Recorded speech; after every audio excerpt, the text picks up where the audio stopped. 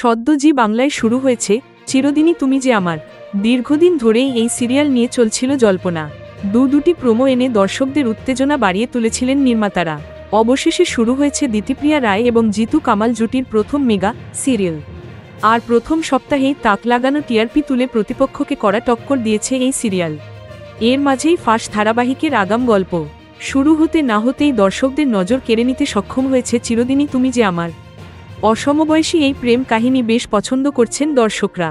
দিতিপ্রিয়া জিতুর জুটিও প্রশংসা পাচ্ছে দর্শক মহলে।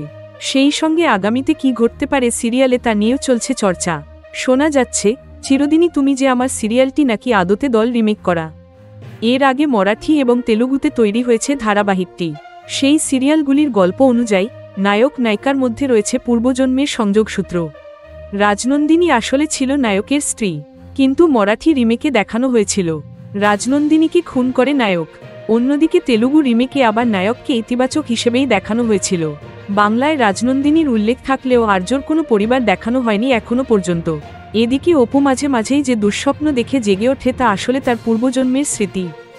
দর্শকদের একাংশ দাবি করছে আর্যর থেকে প্রতিশোধ নিতেই পুনর্জন্ম হয়েছে অপুর।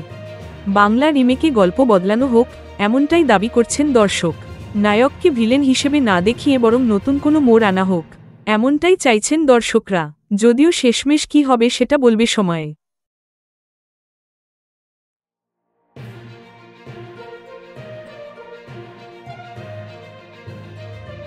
Thank you so much for watching our videos.